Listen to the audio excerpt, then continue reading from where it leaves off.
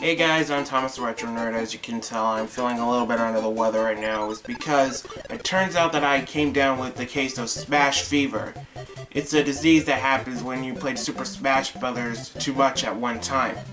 Well, it kinda happened when I did the Super Smash Brothers Marathon. I don't know how I got it.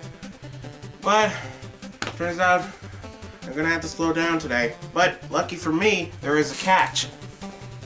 Well, since I'm feeling under the weather, I think it's time to review my favorite puzzle game of all time. And that is Dr. Mario on the NES.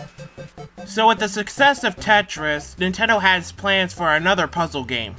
With Gunpei Yokoi and Takahiro Harada from the Metroid series decided to take Mario out of his plumbing suit and into a doctor's jacket. So October 1990, Dr. Mario was released for the Nintendo Entertainment System. I have so many memories with this game series.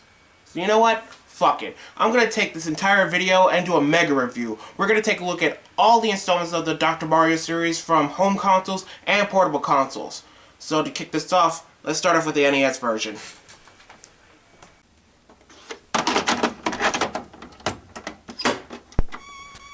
So we boot up the game to a catchy opening theme, if I say so myself. Look at Mario, he's getting into the groove as well. In this game, you can choose your level to start off with, the speed of the game that you're comfortable with, and which song to play in the background. Now, I'm beating up a dead horse of saying this. Those two songs are awesome. I love them so much I want to download them on my iPod. Now, with the main game, you have 3 viruses to kill in the jar Dr. Mario is throwing vitamins inside. We have Fever the red virus, Chill the blue virus, and Wear the yellow virus. The objective of this game is to destroy the viruses with the vitamins. The only way to destroy them is to match the colors with the vitamins. You can do it simple by killing one of them at a time, or go crazy by doing some nifty combos. Ooh, that's so satisfying. Now, by defeating every 5 levels on medium or hard difficulty, you get a cutscene showing your success. I really love the music here, it's so peaceful.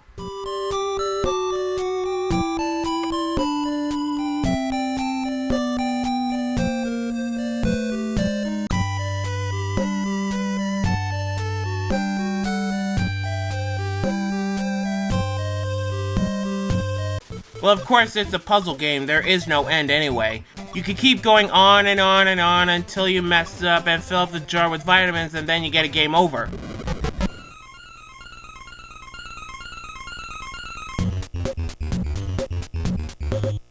Well, technically it's not my fault. You sometimes get a vitamin that you don't want, so you're forced to dump them until you get the right one you wanted. Multiplayer is you and your friend tackling each other to see who can destroy the viruses faster. That's it. As a puzzle game, it's still addictive to play with, and I can't get enough of it. This is the perfect puzzle game to play with when you're homesick, like me. When I was a kid, I made a tradition to play this game only on my sick days, and I've been doing it ever since. Overall, if you love puzzle games and you're a big Mario fan, you should give this game a try. It's loads of fun. Oh, but I'm not stopping there. No, I'm just getting started. So 2 months later, after the NES version was released, Dr. Mario got its release on the Game Boy. So here is Dr. Mario on the Game Boy. I really don't have much to say about handheld games, but this one is loads of fun. Short and to the point, it's the same game but on a Game Boy. Well, since this game is in black and white, or black and greenish yellow if you can see it in a different way, it makes the game much harder to match the virus's colors on your first try. The concept is the same. You match the vitamins to the viruses to empty the jar and keep going until you see the game over screen. Multiplayer is now more complicated because you need the link cable, 2 Game Boys, and both you and your friend need a copy of the game. Jeez, what a nightmare. No matter what, as the first installment on the go, I still had fun. I do recommend it. Now moving on to the Super Nintendo, we don't just have one game, no, we got a double feature here. Yeah, 2 games in 1 cartridge. We got Dr. Mario, and also we're going back to the world of Tetris here. I can't wait to go back to Tetris. So, let's do this.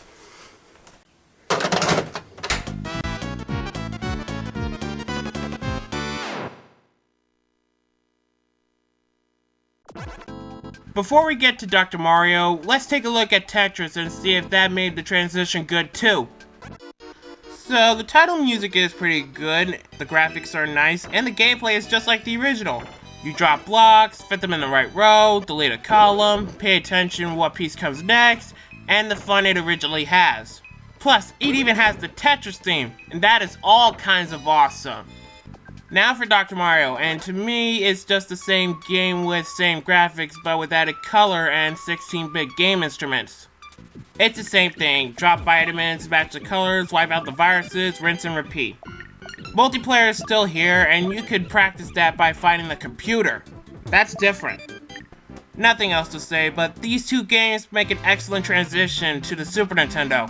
Just great. Now we're moving on to the first installment I played in the entire franchise. Yes, Dr. Mario 64. So many memories with this game, and I love it.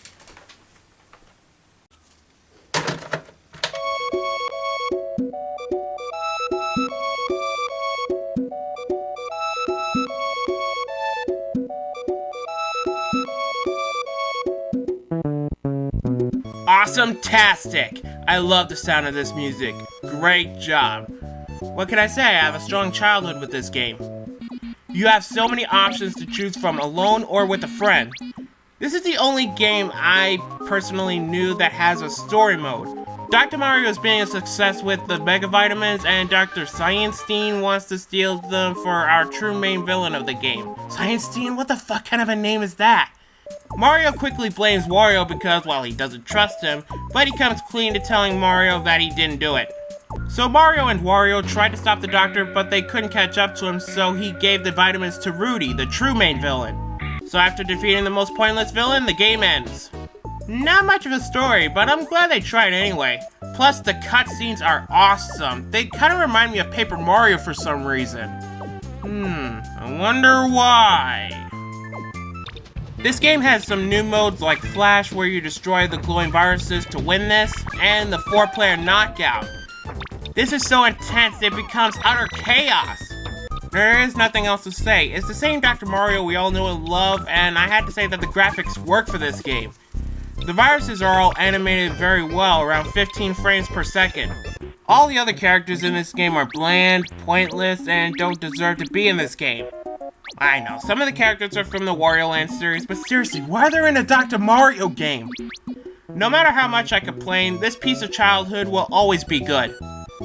Now for the Game Boy Advance, we have two games on that console, a remake and a re-release. The re-release is the same game on the NES, but on a Game Boy Advance. It's packaged with 15 other games in the classic NES series in celebration of Super Mario Bros. 20th anniversary. Good job, Nintendo! Now for the remake. As you can see that this box is different because this is the version that was released in Europe. So this is the first and only game I have in the PAL format. The remake has the original game but with watered-down graphics from the Nintendo 64. I know this is a 32-bit console, but come on guys, you can do better than this.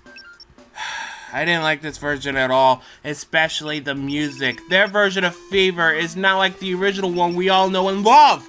Never mind that. It also has another game called Puzzle League, and I think it's fine. You just match the colors together and they can disappear off the screen. Nothing else to say, but move on. Now it's time to move on to the Nintendo Wii.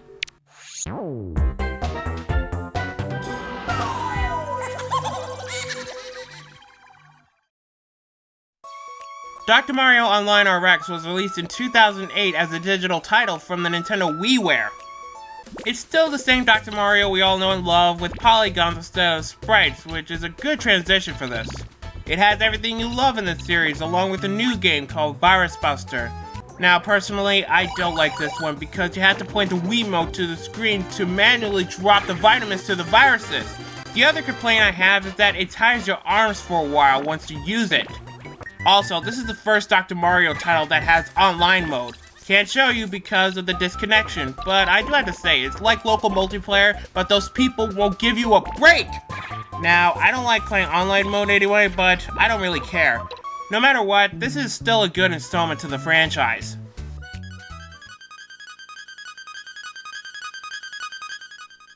For the last game, it's time for Luigi to take his stance. In 2013, it was the year of Luigi, and for the last game to celebrate it, they decided to let Luigi have some Dr. Action. It's the same game but with Luigi and 3 different kinds of viruses, but in the jar, they are the same ones we know. There is a new game called Operation L where the vitamins are in an L shape, which I think this makes the game easier to be exact. Online is in this one and I always get my ass kicked by hacks who won't give me a fucking break! Nevertheless, if you are a Luigi fan, try this game out. You won't regret it. And that's it. That's all the installments of Dr. Mario. And of course, I'm not talking about the spin-offs in the series. No. This is just the mainstream series. No remakes or spoofs of it. Nevertheless, I'm feeling great after all this and... wow. I'm really cured for Smash Fever? Excellent! Now I feel energized to review some more games. Great. So, until then, I'm Thomas the Retro Nerd. Thank you all for watching, and I'll see you guys next time.